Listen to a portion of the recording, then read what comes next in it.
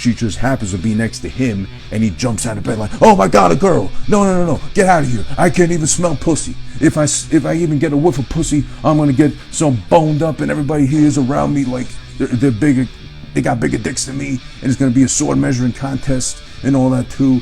Don't get me excited. Where's your stash of tampons? Get those tampons away from me. Are they used or still sealed up in the package? Get them away from me. Kind of, it's like going so extra. And even she's like, relax. I'm not trying to fuck you.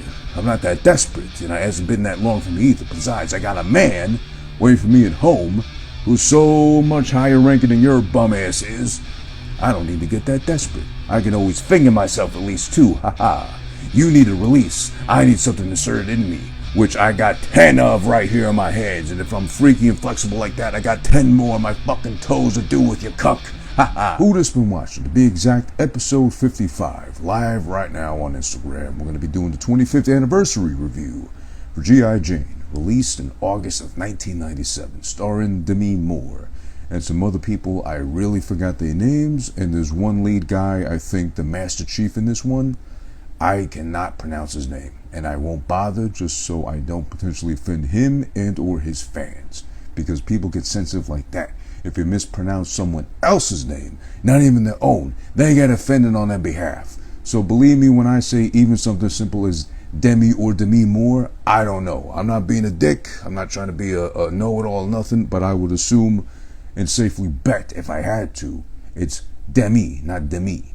Or did I even say the same thing now? I don't know. It doesn't fucking matter. G.I. Jane. Alright, basically, it's about a woman who's been selected amongst other possible candidates, female specifically, to be the one to lead the charge as far as actually carrying out intense-ass Navy personnel training. I believe it's for the end result, her being a Navy SEAL. But basically like a social experiment based off a senator from Texas, a lady senator of all things.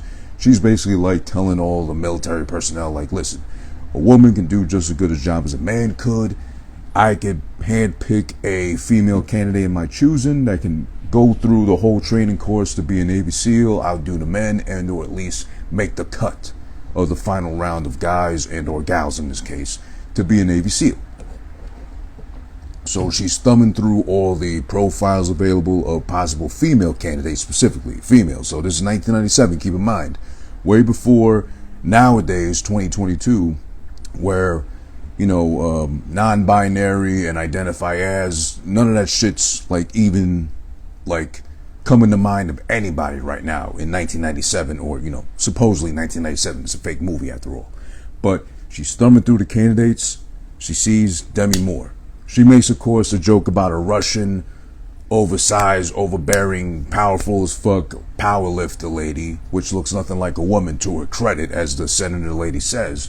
But she's like, who's gonna believe this bear, basically referring to this big Russian woman, is gonna be somebody we want to look at. We want her to be pretty, we want her to be presentable, but be able to actually go through the whole thing. Or if she makes it like 2-3 weeks in, she drops out, at least we can say we tried. We gave her the fucking chance to, you know, succeed, but she failed because of her inability to do so and or being a woman. She's weak, she proved it, but at least she tried. Good old college effort, right? She stumbles upon Demi Moore's profile. Right before that, we see that Demi Moore, what was it, Jordan O'Neill. She's already like NIC. Naval Intel, oh God, what was it again? Naval Intel Control, there we go. So like kind of intelligence. She's the one that studies the maps and tells them where to go, where not to go, advising and such too. She's already been able to prove herself like worthwhile with that. It just so happens her profile lands on the senator's desk and she's like, you know what, that's the one. Big Tits McGee right here with the pretty face and the flowing black hair. I want her to be the one. We go through pretty much hell as far as training's concerned with the Navy and SEALs and all that too involved. So she's picked, handpicked, better yet said. She's surprised by it all. She's really trying to go above and beyond at her job, because obviously if you're like the one in charge of studying the maps and telling, you know, Navy guys, mostly guys, and as far as, you know, active duty is concerned, telling the guys where to go so they don't die, basically, She's good at that, but is she good enough to hang with the boys? And hang like balls on boys as far as active duty in battle's concerned? We have yet to see. But she is the chosen one in this case to be the first one. She walked so the rest of the women afterwards can fly in her, honor, per se. So she gets picked. She goes through training. It's a lot of training. Honestly, at some point, I felt the whole movie was going to be pretty much like, what's that term? Like romanticizing the training of, the torture elements of training you go through with, in this case, the Navy, just to become a Navy SEAL. Which, all due respect to the Navy SEALs, listen, they go through a fucking lot to even become noteworthy and or make it to the final round to become Navy SEALs, as they're like highly regarded to be. And listen, I won't fuck around with a Navy SEAL if I ever find out somebody is a Navy SEAL. But then again, they're so secretive about being Navy SEAls, you'll never know that they're a Navy SEAL until, someone writes it on your, what do you call those, obituary. But she's in there. All this intense ass training. She's getting like all these like handicaps, I guess you could say, or things catered to her as far as her being the only woman there, so they can't really put her through the whole ringer like they would another guy. She confronts the fucking commander. I don't know the ranking, so forgive me for that. She confronts the head cheese, basically. She's like, hey, asshole, you old fucking dinosaur fart. I don't want to be treated any differently just because I bleed once a month and I got a cunt.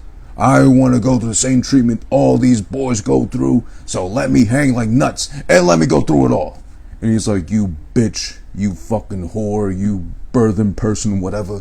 How dare you talk to me like that? But just for that, because you're showing that proverbially at least you got some balls on you, I'll put you to fucking hell just because you're asking me to. So he says, okay, put her to fucking hell. At this point, we get the infamous fucking buzz cut scene as far as her, Demi Moore, referring to. Actually legit cutting the hair off. Now, this is the first time I've seen this movie for this case of the review, so I never seen that clip of her actually cutting her own hair off, so I just thought maybe they would just cut to like, all of a sudden she's on like, in the boot camp, the barracks, whatever, with just like a buzz cut, or it would have been early on. No, they make you wait at least until 45 minutes into the movie to finally get the buzz cut. She takes matters into her own hands. She gets the clippers going, and we actually watch her do herself the honors of taking off her long, flowing, beautiful black locks of hair. I'm hair follically challenged, so I can't even speak on that no more. I wouldn't even know what it's like to have hair. It's already been 2 years, but whatever. So she ends up looking like me, kind of, at the end, too. A job well done, considering she's an A-list celebrity at that point, too. A bidding wars, highest paid actress at that time back in 97.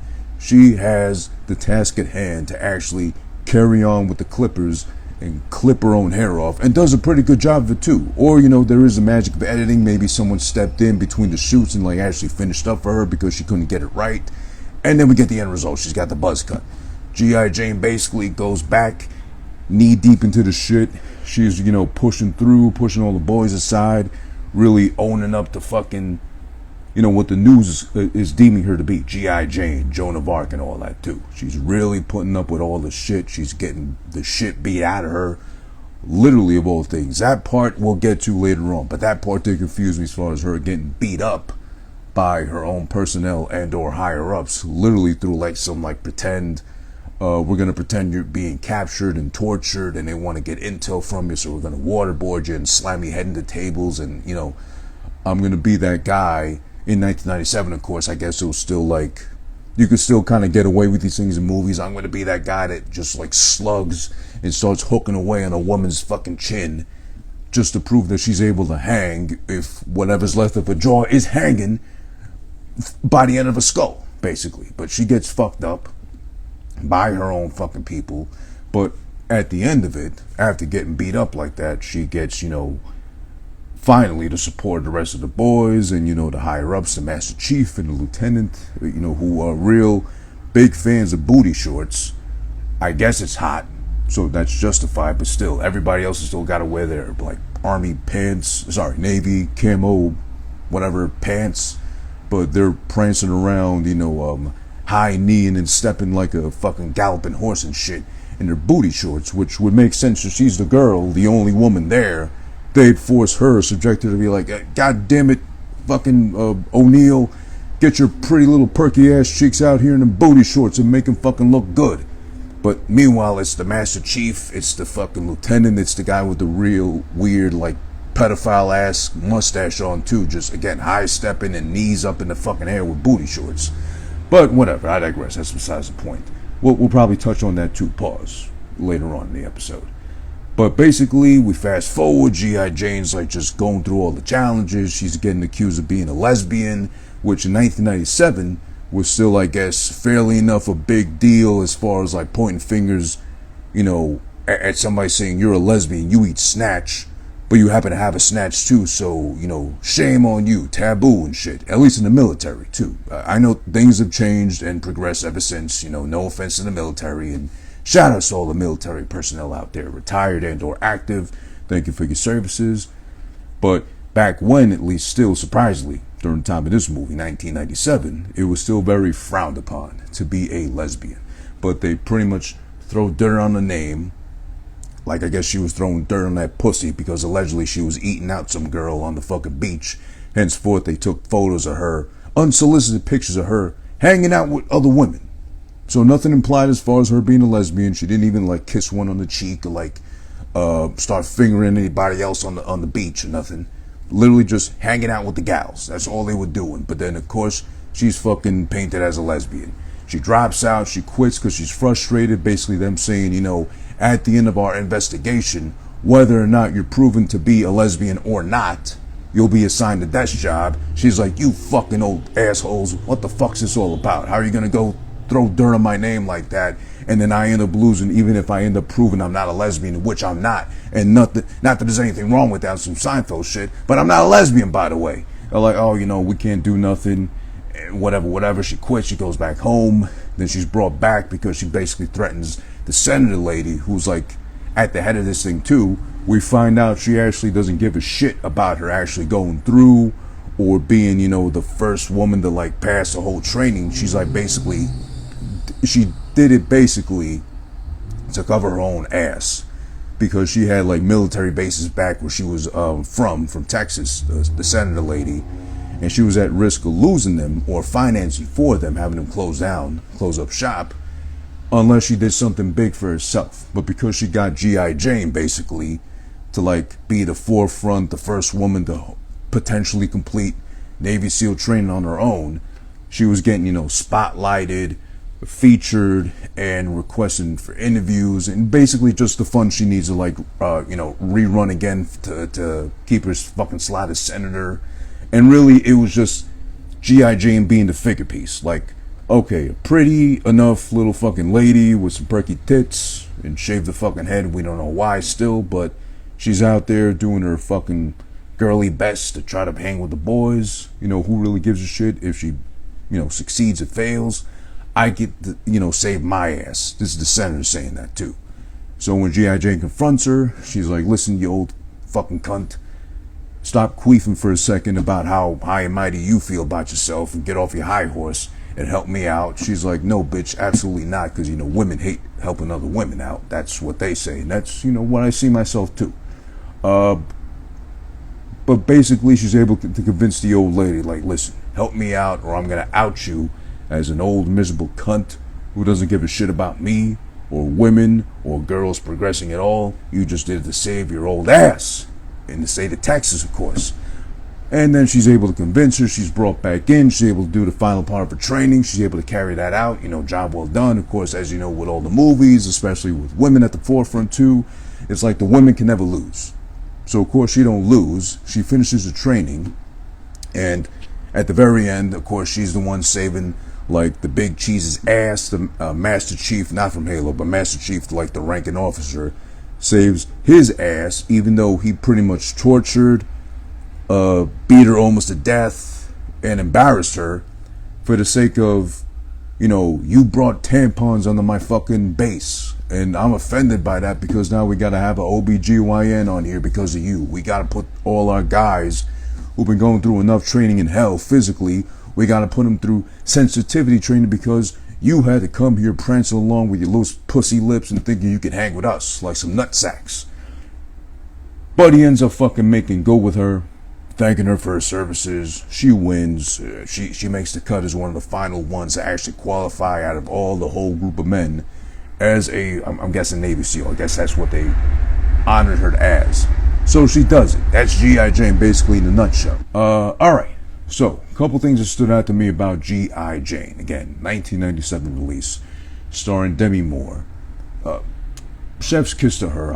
I've always been a fan of hers throughout time, over time. Even from back when the old shit she's done way before G.I. Jane, way before Striptease, way before she was known as just, Bruce Willis's hot-ass wife, pretty-ass face, good-looking woman. And I'd say everything I've seen her in up until now, including Striptease, which I'm very guilty of. Obviously I'm a man. I'm guilty of what the fuck I like. So I'll admit, I watched Striptease more than a couple of times. Should never be watched if you're expecting something decent out of it. It's just what it is. It serves its purposes. And of course it's her with her fucking tits out for a good part of the movie. But that's the only way I can even associate the name good and movie when referring to Striptease, because it's really not a good movie. It's pretty terrible. But she does good by servicing the community and showing off those great fucking 1996, probably shot in 1995, tits. Give or take, I think she was like barely in her 30s. So those things were thangin'. Appropriately so.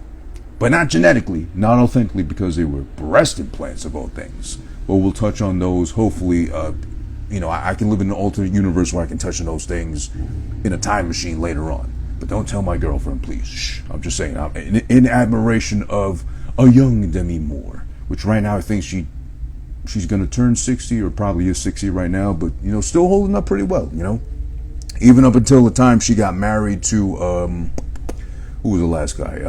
Ashton Kutcher. Still looking pretty good, holding up pretty well too.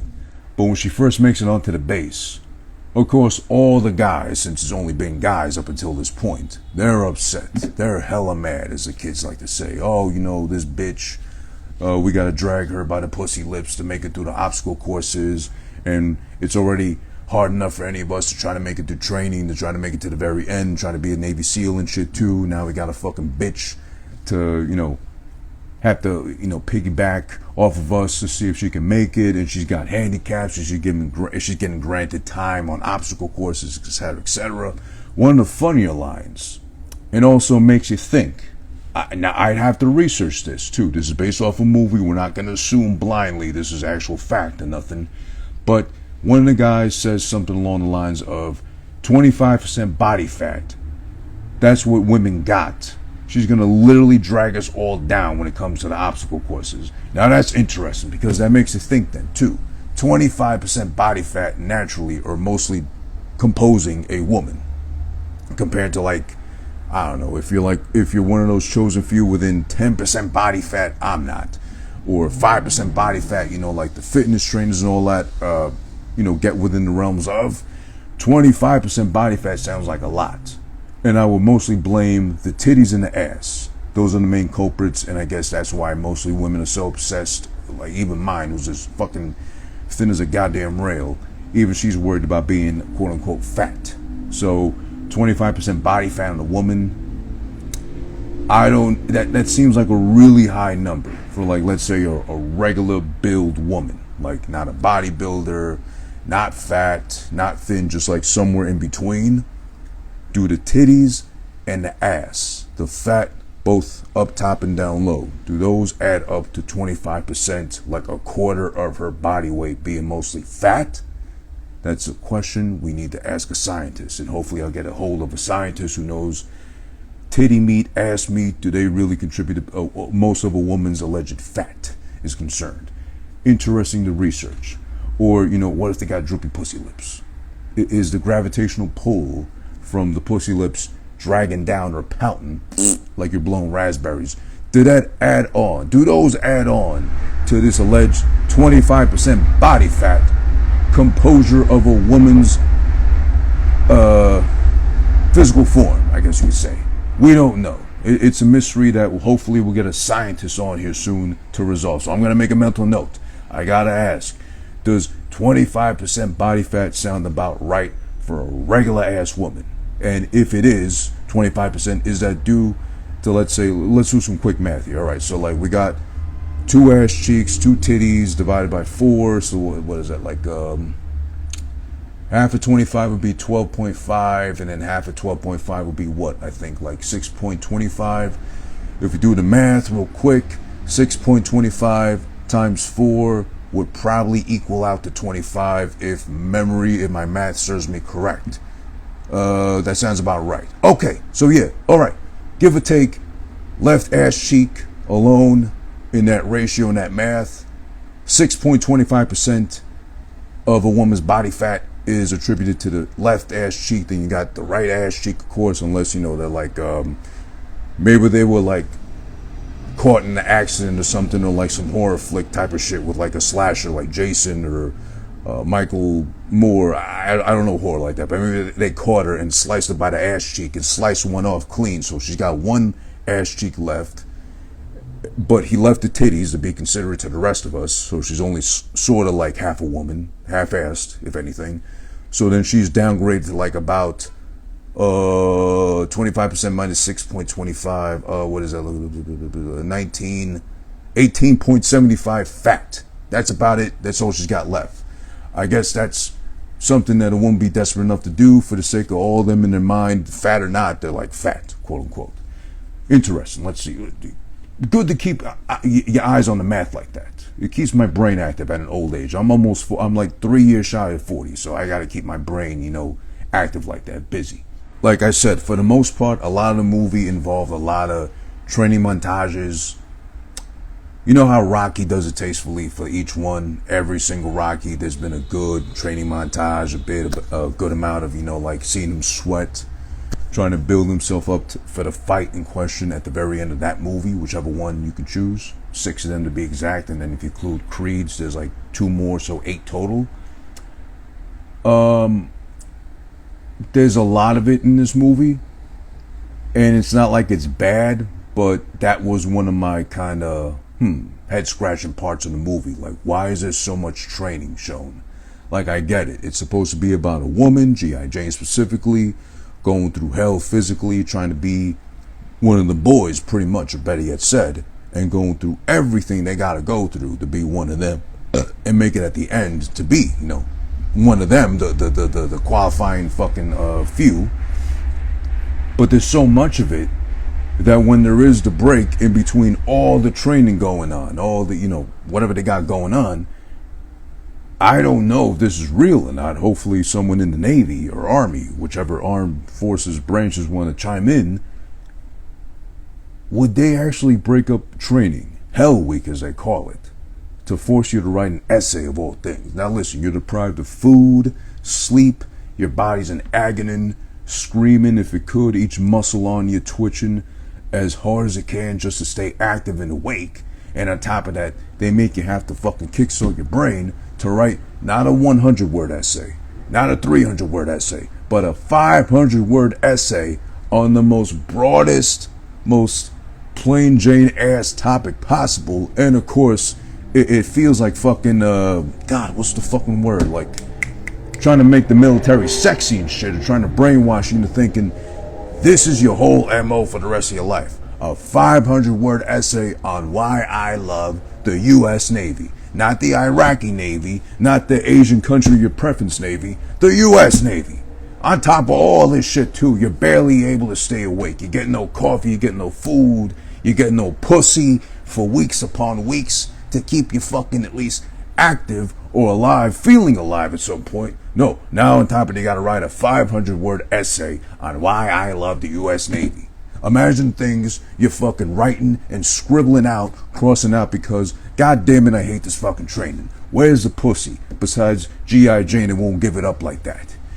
Where's the food? Where's, a place I can take a shower and clean myself off? My balls feel like I dipped them into like acid wash. I can't feel them no more. They're so slippery and slimy and goopy and whatever. I feel that's the biggest torture they can put you through, mentally, having to fucking compose 500 words. Now listen, as somebody who's always done good in English class, as far as like language arts, whatever you call it, I forget the formal term for it too. I could probably bullshit my way through it, on a normal day. Let's say Saturday doing this shit right here live too, right? I could probably bang out 500 words of pure bullshit as far as kissing the U.S. Navy's ass.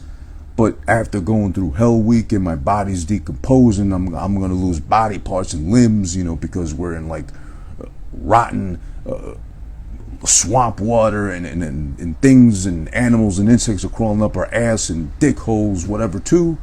Now on top of that, I got to worry about, proper grammar and what the fuck I'm going to use. How many fucking times I'm going to be able to use the same word within 500 words to tell the U.S. Navy how much I want to kiss his ass. Wah, wah, wah, left cheek, right cheek, whatever. That seems like the most torturous part of it all. One of the guys, I think it was either his name was Cortez or I forget, like some Russian, Polish name or something like that. They really gave off a lot of gay vibes. Not that there's anything wrong with that, but I mean to say a lot of gay vibes as far as like, not even like alluding to the LGBTQ, but more of like gay as in like an effeminate man, like a weak man, a cuck. Okay, better yet said, a cuck. He gave off a lot of cuckold energy because he was especially hating on G.I. Jane and or Jordan or O'Neill, her name was in the movie, because he was the one like telling her to quit halfway through an obstacle course when he's supposed to just give her a helping hand to lift her up over a fucking obstacle the ledge is supposed to go all over. Yeah, really a lot of weak ass, like small dick energy, basically, like that annoying ass song that was on TikTok and really popular for, like really small dick energy vibes from him, hating on that. And I never understood why, like unless they were gay, or in this case, like a beta male, a cuckold, whatever. Any man would ever hate on a woman trying to do the same thing they're doing. Now, I mean, listen, can they do everything that a man does? I don't think so, unless they got balls soon they can scratch. And they can take one hand, lift one ball up, and scratch with the other underneath to like save the right one from itching too much. If we ever get to that point in time, then I got a lot of things to question as far as what you're doing with your life. If you want to have that kind of luxury per se of being a man like that, but I'm guessing you'd have to transition to make that happen.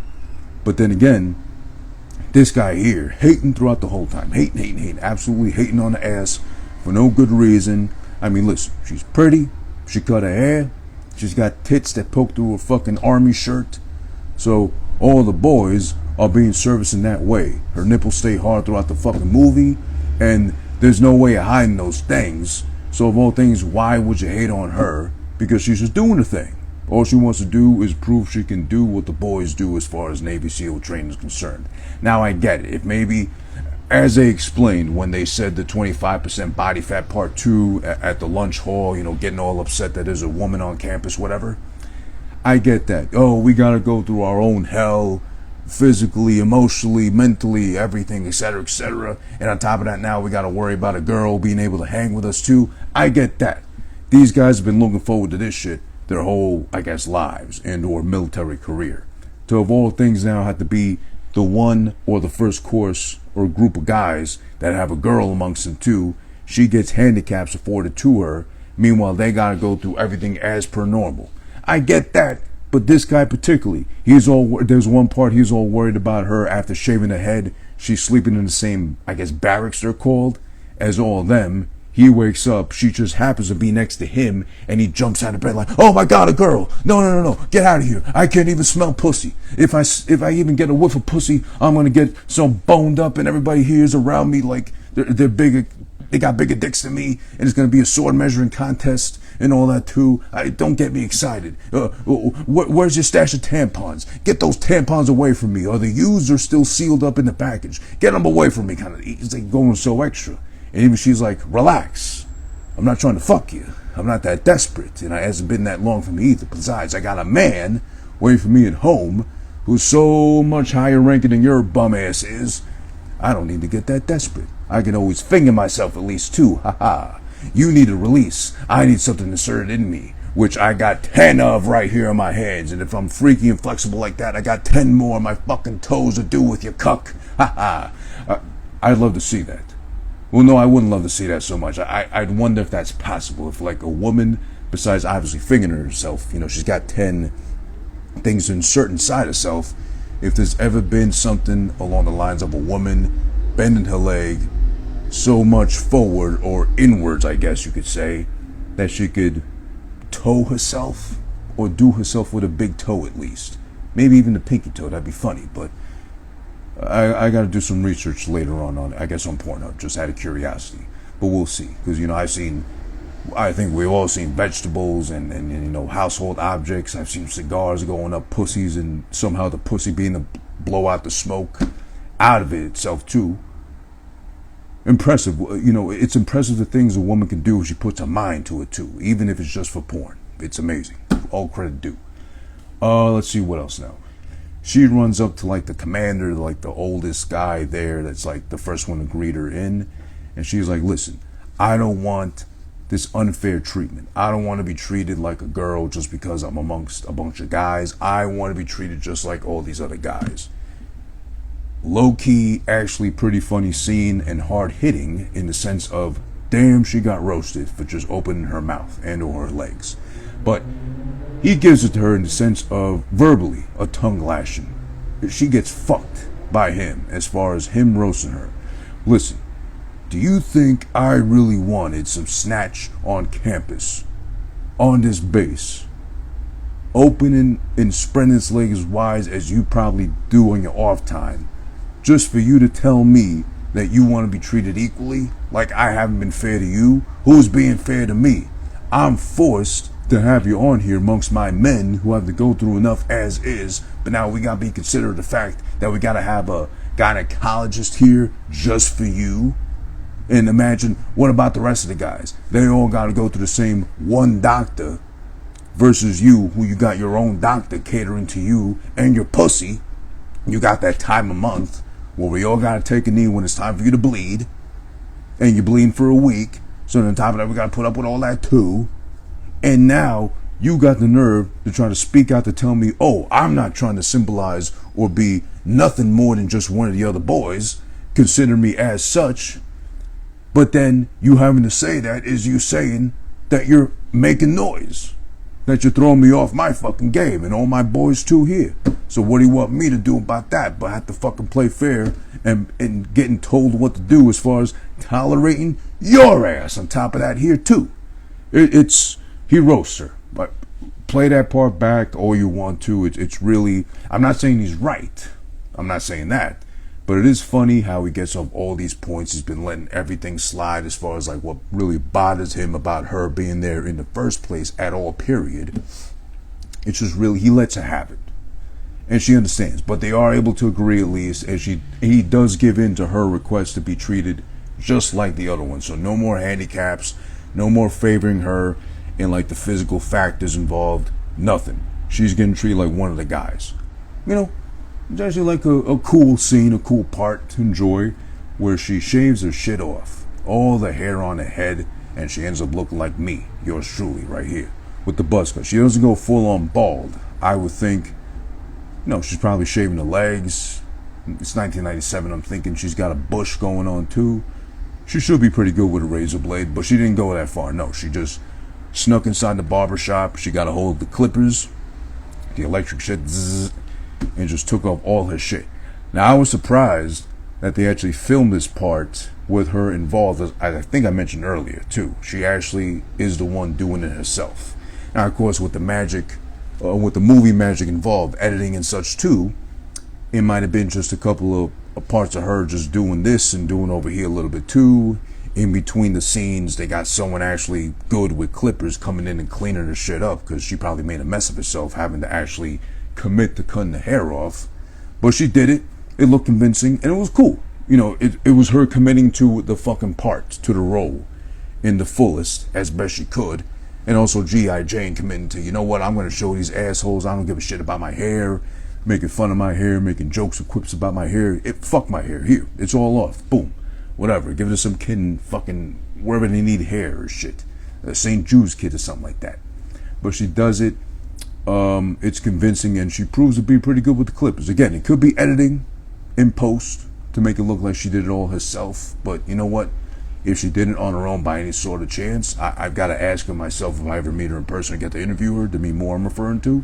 I'll have to ask her, did you actually shave your own hair in G.I. Jane, or did you just take one strand off here, one strand off there, and had someone else come in between the cuts and scenes and do the rest of your head? I don't know. Worth asking. Let's see. But it does take about 45 minutes to get into it. So it's a good build to it. It's a good break from all the fucking training and all the fucking montages of just going through hell and all the physical courses they gotta go through also. Another one of those parts that could have been shortened by just a teeny tiny bit, my opinion of course. They could have shortened the obligatory, sweaty, barely lit training montage scene with some obligatory fucking song playing in the background, which Rocky gets right every fucking time when they do it. This one's like, they pick some fucking, I don't know. Obviously it's about a woman, persevering through, what's mostly a boys club, a man's world. I get it. But of course they gotta have the obligatory, like, woman vocalizing about, like, being uplifted and, wearing flower dresses and shit too, while she's doing her best of, like, getting really sweaty, pull-ups and push-ups and sit-ups and everything else involved as far as, like, being physically fit for the Navy is concerned. Looking really fucking good too. She's in a fucking tank top the whole time, cut out, the stomach part's cut out, but her nipples are hard the whole time, so that's also good to really keep in mind and keep it in your eyesight too. It really keep you entranced, compelled enough to keep going through the movie, because it is a long movie too, but at least this comes up and it's a nice sight to behold, at least. But it's a little too long training montage wise. It's a lot going on too, and fast forward to that shit, you get to a part which I was a little confused, because they go through a training operation as far as she's assigned to lead her group, that she's assigned to lead by, I believe it was the Master Chief they call him. I forget the fucking names of the rankings, so forgive me for that. Basically they gotta go into an island, her and her group, to like take over, like a pretend hostile situation going on. One of the guys, I believe was Cortez, doesn't cooperate. Basically he wants to go his own route after she gave orders of not to go that way. He does it anyway. He fucks up everything for everybody. They all get captured. They all get like legit beat up. Well, obviously it's a movie, but they all get beat up, kicked, like, you get the shit beat out of all of them, tortured almost basically. But throughout the whole thing, they're being told and or reminded it's a part of training, as far as like, this will happen in real, like, warfare, so be prepared. Meanwhile, while I try to break your jaw in reality, IRL, but remember, this is just training for you to remember to not get captured, not get tortured, and if you do, you don't give up the goods, you don't give up the deets, you don't fucking snitch on your fucking people. So they all get captured. It gets to the part where she's like confronted because she was assigned as a leader of her group, and she got captured because of fucking Cortez not cooperating. And it's legit maybe 5 minutes or so, almost just short of her getting beat up, her getting punched in the face. Well, not legit, hopefully in the movie she didn't ask to like take legit blows and shit, but she's getting beat the fuck up. She's getting the shit kicked out of her, the shit punched out of her. She's getting fucking over the hip thrown. She's getting choke slammed, a la Kane, a la Undertaker, head first into a table like a fucking Dudley boy would, thrown through doors and getting like hook kicked, clean in the mouth, the bloody mess. She's got to fight back against the Master Chief, which is like the one really hung up on proving that this is a boys club, she's not welcome, and the fact that she was forced in, wedged in amongst them, he's gonna make her suffer and make sure she breaks. But she doesn't, to the point where even when she's like, she got her hands tied behind her back the whole time too, fighting him off, she decides to fight back, kicking him in the nuts and headbutting his ass, getting some clean shots in, making him bleed too. But boy, she really took the rough end of it. And all that after the fact is when she finally wins the respect of her fucking crew, all the other guys, and even the Master Chief, the guy that was literally almost at the point of killing her, because at some point too he's drowning her ass, waterboarding, whatever, and basically beating the shit out of her, taking out all his frustration, like, the estrogen filled room because of her pheromones, pumping out of her fucking orifices, bothered him so much he had to just beat it out of her if possible. But she didn't let him, so he's like, all right, respect, kind of like, bump me, bro. After, I beat the shit out of you and all my fucking knuckles are filled with your blood and pus, most likely, but still, bump me, bro. Why not?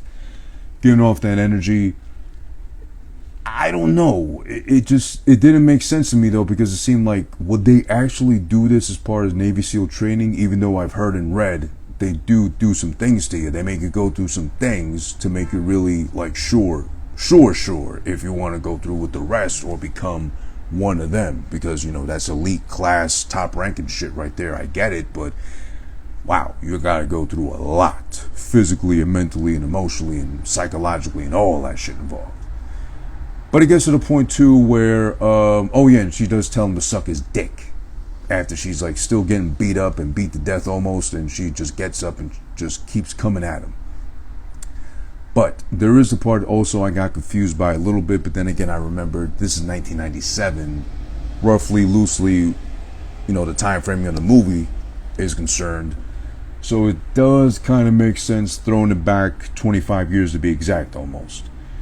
So there's already like, I don't want to say paparazzi, but like photogs and or the press getting word of, oh shit, we got a G.I. Jane, we got a Joan of Arc type girl going through this whole training shit, and she's like beating out guys that have prepped their whole lives to be one of these guys, but she's hanging with all of them. She's like top of the class ranked or whatever. The word is spreading. So at some point somebody hired some photographers to take pictures of her, actively training and all that shit too, so she's making newspaper covers and all that. At one point, a photographer is able to catch her on the beach side, with the girls she's made friends with, that are also, in the Navy and shit. But they're all just hanging out at the beach. There's no making out. There's no fucking scissoring. There's no, fingering, nothing whatsoever. Just innocently, coquettishly just hanging out with each other. As I'm sure girls do on the beach, drinking, eating, talking about dicks and shit. Or the dicks they've seen so far in the military. That picture makes it back to the hands of the senator lady that's like supposedly behind her the whole time, who like was her biggest support as far as like, yeah, we want her to be the one to break the mold and prove that women are just as strong as men, especially in the military, good enough to be in active duty, etc., etc. Turns out it's to fucking throw dirt on her name and paint her as a lesbian, which, again, in that time, 1997, you couldn't really come out like that. From what I remember, it was really frowned upon. You would get shamed, and especially in the military, there was no such thing as being like out the closet or anything but straight identifying as. So when they pretty much say, okay, you're a lesbian, we're sorry about that, but because you're a lesbian, even if you prove, let's say, you're not by some chance, these are some pretty incriminating photos, and even if you prove you're not, again, not there's anything wrong with that, but there's plenty wrong with that in the military at least, you'll be assigned to a desk job, even if you come out proving you're not, and you're innocent completely.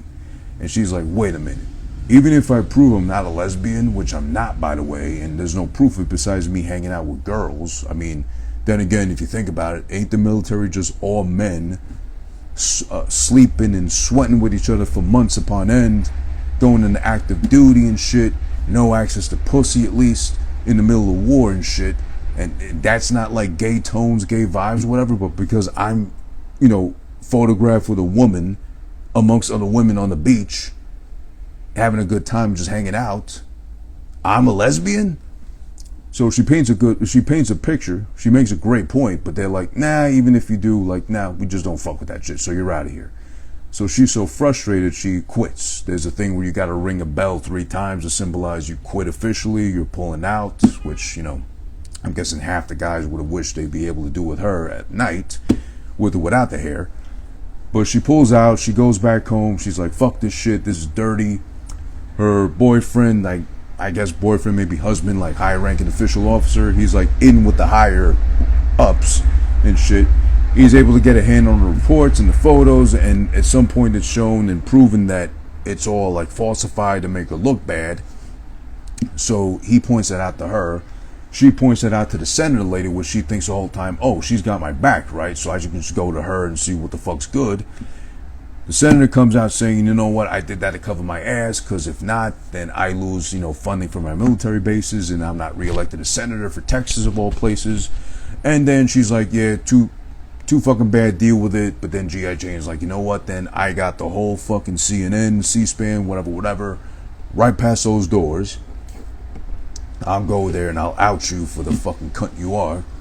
She thinks she's bluffing, but she's ready to fucking go in there and fucking make noise.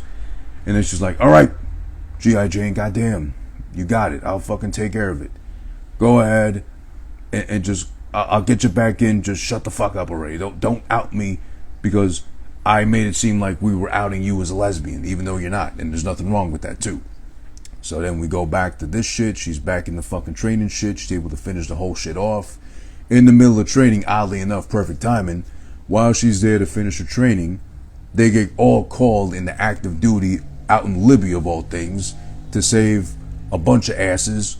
They get called into action. It's, of course, the obligatory, it's kind of like at the end of Top Gun, where they get through the whole training thing.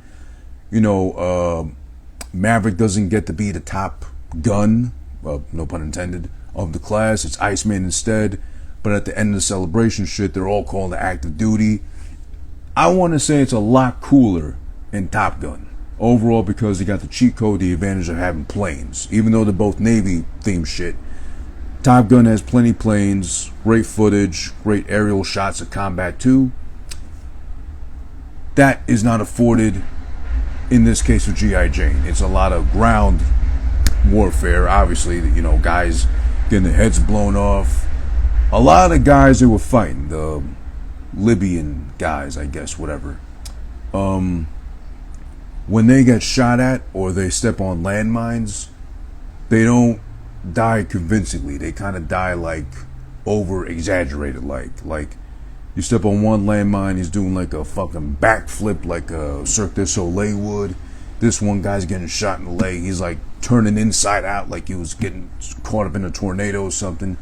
That's one little takeaway from the whole fucking military footage, whatever thing they were shooting with this one. But it's pretty cool, because basically the Master Chief's the one, she's kind of in charge, but Master Chief is there like first to lead the pack, but he fucks up everything by kind of jumping the gun and shooting when he shouldn't have shot anything. She was prepping for a stealth kill. He jumps in by shooting somebody in the head, blowing his head off, and then the rest of the fucking Libyan guys are alerted, so they come, full steam ahead. Now they got a plot to fucking how to save his ass while still being able to leave in tow with all the guys they're planning to rescue. He gets shot at. She shows her fucking proverbial balls by going out to save his ass, dragging him back to where they gotta be at to meet, to go to the fucking boats to leave Libya, And she's able to do it. She's able to, it's, the fucking deal. Come on. At this point, come on. We know Ray. She's going to war. She's G.I. Jane. She's the one fucking in charge of everything, and she's proven her worth. So at the end, of course, she is at the very end of the fucking ceremony. She's like top of the class. She wins. The war's over, presumably, whatever little war they had going on. She's G.I. Jane officially now. Master Chief, not Halo guy, hands her like a book of poetry he's had. Something about a bird. I can't even remember the poem, to be honest. It didn't really make a lot of sense to me. But she proves her worth. She's G.I. Jane. She's one of the boys. If not, she's probably better than the boys, or at least she's the best woman amongst the boys. So there's that, and that's G.I. Jane pretty much. Now, going on to some facts about Demi Moore, or Demi, whatever. Oddly enough, for her performance as G.I. Jane / Jordan O'Neill here in G.I. Jane, the movie, she won a Razzie, which, if you don't know what a Razzie is an award you get instead of like an Oscar. You get a Razzie for the worst performance in a movie. She happened to win that year for G.I. Jane, of all things. which I kind of think was a bit too much to say about it. It's not a bad movie whatsoever. Again, I'll give you my final verdict in a little bit. I think it was a lot of hating, and also because it was like the third of 3 movies from the span of, I think, after Striptease, or give or take that time. I forget the other one. Something about Scarlett, and then something about some other shit. She's like a juror, like getting threatened by the mob. But this, G.I. Jane, was the third of those 3 movies, which didn't do so good in the box office, and were kind of like mid to kind of poorly reviewed overall. So I think it was a lot of hating, and because she was kind of falling out of grace as far as her popularity is concerned at that time. Because I'll be honest, she doesn't give like a memorable performance. She doesn't give like, oh my God, I have to see this all over again too as soon as I can kind of performance either. It's a pretty good performance. It's good to decent, like kind of switching off between those two. That's the best way I can describe her as G.I. Jane. But then again, it's hard to think who else would have been able to pull it off, because she does look the part the whole time. She got into really great shape, obviously, and it only helped that her tits were just fucking there the whole time to confirm she's a woman. I don't know. I think it was kind of hating to give her a Razzie of all things, because there's been worse out there. Like, I wouldn't be surprised if she won a Razzie for what she did in that Charlie's Angels, either the second or third one she was in as the bad guy. Now, she wasn't bad. She didn't do a lot either, but that whole movie in itself was pretty bad, as all the Charlie Angels movies were. You know, I'm sorry. They were just pretty terrible. Now, with that, her winning a Razzie for worst performance, thanks to G.I. Jane, the movie, oddly enough, domestically referring to here in the States, it had a budget of $50 million, but it only made back $48 in the theaters. I think it did $11 million the first opening weekend, but then ever since then it was a really slow fucking climb and build to $48 million, so just short of its budget, it's what it made back. Like, so it was short $2 million to make back its own budget, which was surprising because, you know, we'll get more to that into like how I feel about it, but it is surprising that it only made $48 million. But Striptease, because you didn't even have to assume or hope and pray that she showed her tits. It was guaranteed. It's Striptease. It's about a stripper fucking going through drama and shit, showing the tits. Maybe that was the incentive to go watch Striptease the year before that, or 2 years before that, sorry, for her fucking tits. I get, but maybe that could have helped this movie too, I'm thinking, in the long run. Maybe if we would have gotten the presumably obligatory shower scene, as they would in like any military wartime-based movie, with Demi Moore of all things, even if she's got a head shaved. You know, I would have loved it had they put in the shower scene of her fucking just soaping and lathering her titties and shit to make sure they're clean and pristine. I would have loved it had they had her fucking hair flowing on top of them and she just like pulls her fucking hair aside like a veil, like a curtain, to show her fucking nipples, and she's just like really scrubbing super hard on the nipples to make sure get all this coloration off of it, or blood and everything too from training. But no, we didn't get that. There's no tits in G.I. Jane. Yeah, there's no tits whatsoever. There's even one shot she's in the shower towards the end almost, where she's showering. You get to see her bare back, no ass cheek, no ass crack, nothing. So I guess she wasn't down for the shits in this one, at least.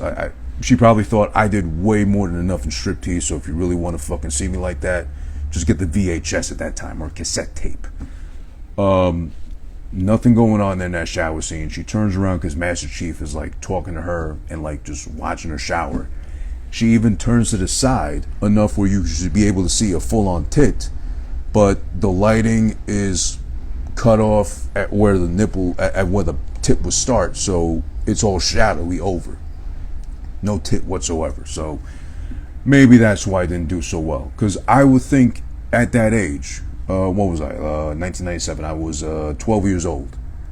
I would have loved to see G.I. Jane, but that was when, you know, couldn't see no R-rated movies, and you could sneak into the movies, but even the ones I went to, they were kind of like more vigilant to make sure no kids were sneaking into nothing.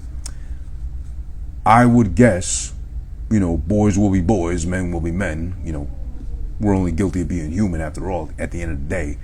I would think if you're a teenager, if you're lucky enough to go see this shit rated R in 1997, you come out of it, the first thing you're telling your boys, if they ask you, oh, was G.I. Jane any good? And you're like, first thing out of your mouth is like, there's no tits. You don't see nothing. You don't see no pussy, no ass crack, no titties, nothing. It's like, but wait, she showed everything possible, fucking striptease and shit. It's like, nope, nothing going on here in G.I. Jane. No, nothing. Even the shower scene, they fucking blue ball you into thinking you're going to see some full-on tit, and there's nothing. And I don't know how they did that lighting. That was some good-ass fucking lighting, or maybe post-editing and something. But literally, she turns to the side, you're supposed to fucking see a full-on tit, and it's all shadow. It's all blurred out almost. So, kudos to them in the editing, but ultimately not good for marketing, I guess, for G.I. Jane. We should have seen some tit. Some army-related titties would have fucking helped, I think, budget-wise. Because it didn't make back its budget. $2 million short of it. Goddamn. And even up until this point with this movie, G.I. Jane, up until G.I. Jane, she'd already shown the tits six times. 6 times in total. You got to see those big, glorious fucking things. Well, no. I know striptease, she had them fucking done. She had implants done, obviously. Because I think St. Elmo's Fire, you get to see them, but they're fucking tiny. They're like itty bitties. They're there, but they're like, you know, you're a woman, you're supposed to have them just there, but they're not like really present in your face. Unlike striptease, which is like, whoa, hey, thank you for coming, kind of thing. And oddly enough, too, when this dropped in 1997, G.I. Jane, she actually disappeared for like 3 years afterwards. She didn't show up in another movie until 2000, I think. But by that time, she had removed her implants, which is always, you know, crying emoji, sad face. Oh, crime against humanity for removing titties. Whether they're fake implants and or all natural when they get the titty reduction, I get it. Your back can literally hurt from having so much weight to support, you know, up front. But it's a crime against humanity, goddammit. I'm sorry. So in that time, after G.I. Jane, I guess she had enough with the tits. And she didn't want them to be the star of the show no more, so she got them taken out. I think I read she had them uplifted. Make them sound like they found Christ, or tits specifically. No, she had a breast lift done, as opposed to just having the implants stay. So she had those taken out. She had her tits uplifted, and she stuck with those. Well, you know, served her well. I mean, good enough time. And kudos to whoever did the plastic surgery for her for the tits, because in those times, for the 90s and shit, when she had them done, maybe the 80s, I'm not sure, late 80s, early 90s, give or take, job well done, because they looked great. They looked au naturel. And she didn't go humongous either, but they were like, they were there. They were like, hey, how's it going? And you know what? What's funny enough with G.I. Jane, how it's remembered, nostalgia purposes wise, funny enough, it didn't do great, as we just established now, box office wise. It made $2 million short of its whole budget release, $48 million compared to $50 million budget. Overseas and, you know, everywhere else involved, it made the money back, but domestically failed to do it. But funny enough, I guess it's the image of a leading lady like she was at that time, Demi Moore. The highest paid actress officially, thanks to G.I. Jane. No, actually, sorry, thanks to striptease. $12.5 million at the time to be in striptease, making her the highest paid female actress at the time. She was popular, no question. She was a well-known, established name, besides being the wife of Bruce Willis at the time. They've divorced since, obviously, and had 3 children. But I guess the lasting image of her being who she was, I guess you could say an A-lister, shaving her fucking head clean, a la Sinead O'Connor kind of vibes. Maybe that's the lasting image we do get overall, or the thing that people remember this film most for. Because I've never really seen anybody go on and on or really praise G.I. Jane of all movies. It's just more like throwing it back to earlier this year, obviously at the Oscars, with the whole Chris Rock, Will Smith debacle. All of a fucking joke that Chris Rock made, which again, I'll leave it at this. Definitely something he thought of on the spot. The G.I. Jane joke at, what's her name? Jada Smith's expense. Oh, G.I. Jane 2, can't wait to see it, whatever. That was absolutely something he came up with at that moment. That wasn't nothing prepped, because I'm sure he doesn't know in advance Chris Rock, who's going to be sitting nearby within his eyesight to be able to make fun of like that. But that's, what triggered Will Smith enough to want to go up and, as we know now, infamously remember, finally slap the shit out of him. Keep my wife's name out your motherfucking mouth. Or I'm sure he's practiced in the mirror plenty of times now enough, seeing all the memes that came from that slap. Keep my fucking memes off your fucking timeline. Or some shit like that. But I guess that's mostly the claim to fame for G.I. Jane. Her shaving her fucking head and having the buzz cut going on like I do, but then again, who gives a shit about me? I just went bald because I'm old like that, I guess. And God said, no more hair for you. He said, the came in with tumble to my hair follicles. No more hair for you. And that was it. Sad story, I know, but makes you think, is that really all this movie's remembered for like that? Because at the end of the day, I now got to give this review and make it official. The G.I. Jane, 25 years since the release of G.I. Jane, 1997, starring Demi Moore and a whole bunch of other people I cannot remember the name of, let alone pronounce, because it is that difficult. Here on Who Just Been Watching, episode 55, my final score for G.I. Jane, out of a possible 2 years that I could give G.I. Jane right now, 25 years later, after finally being able to watch it and appreciating Demi Moore in her fucking prime. 33 years old, I think she was when she filmed G.I. Jane, give or take. So, great looking woman, always has been, very beautiful, and some of the greatest tits Hollywood's ever been blessed with, on the big screen at least, until she got removed and had just a breast tuck, uplift, whatever you call it. Out of a possible 2 ears, I'm going to go ahead and give G.I. Jane 1 ear out of 2. I hate to say it, it's not great. It's good. It's decent. I don't think, I really fucking believe that it was unfair to give her a Razzie as far as the worst performance in a movie is concerned. Maybe the movie, not even the movie, because it's really not that bad. I'm just going to go with it just 1 ear out of 2 because it looks great as far as, the training they go through, Hell Week, whatever with the camp, the making it look like war out there for real. I forget who fucking directed this thing, but they made it look really good as far as like when it comes to war or making it look like war. It looked like legit war. It was cool. Shot and edited really well. Overall, the look and feel of the movie is good and close to great. Her performance wasn't memorable, like I said before. It's decent. It's, for the most part, decent to good. Nothing stand out like. It's just mostly her, kind of either delivering her lines convincingly enough and or actually kind of making you feel like, God damn, she's actually pulling through with this shit. You kind of feel involved at some points too, as it goes along. But then also, one of my bigger gripes with this would be there's a little too much training going on. I think there could have been like a sweet spot as far as just enough, like her going through the training, her going through the obstacle courses, the physical activities, etc., because the film ends up being 2 hours long. This really could have been an hour and a half long, and I think that would have made it a lot better, an easier thing to sit through. And it's so much training and shit going on. I thought at some point, oh my God, this thing's gonna be like just straight up like what they said Top Gun was the first time around, just like fucking propaganda to make them want to join the Navy and shit. But this time around for women. So maybe they're opening the doors to like make that an option, a possibility too. But nah, that's not what it was at all. But yeah, it was just a little too long in the tooth, better yet said. So yeah, for me in this case, 1 ear out of a possible 2 for G.I. Jane. Again, 25 years after the fact. Not a bad movie, not a great movie, just like in between, kind of mid per se at best, the best way I can describe it. And it makes sense after this shit.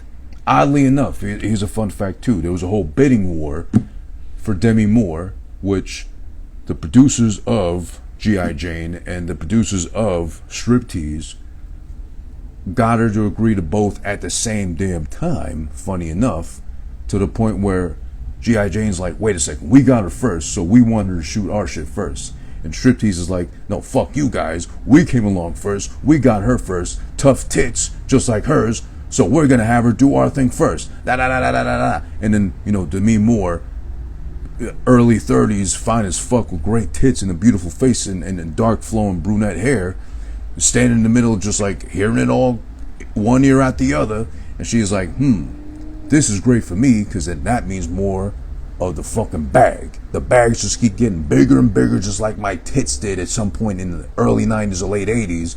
And then guess what? Striptease won by making her officially at that point the highest paid actress, $12.5 million, to make her lose the fucking top. And thank God we got that first, because if we got in reverse order, G.I. Jane and then Striptease, and then you see G.I. Jane no titties, you're like, oh, well, I don't even want to fuck with Striptease.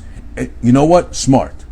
It was lucky on their part they did that first. And smart that she did it first, probably too. Because Striptease, you got the titties, you got her dancing around with her tits all out, and naked and looking fucking glorious as she did in 1995 or 96, whenever that came out.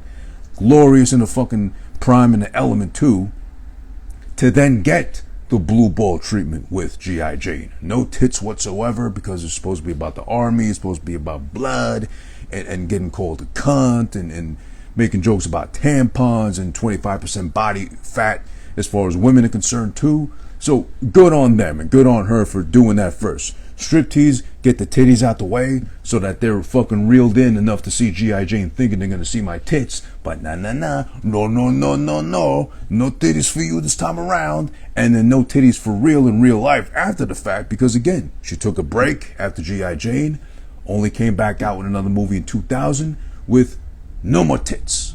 She took the implants out, she stuck with her real deal shits and had them perked up a little bit. It was a whole procedure I read upon that, like they transfer the nipples and shift them up so that they look more pleasant, more friendly to the eye once they're done and repackaged. Literally, tits involved.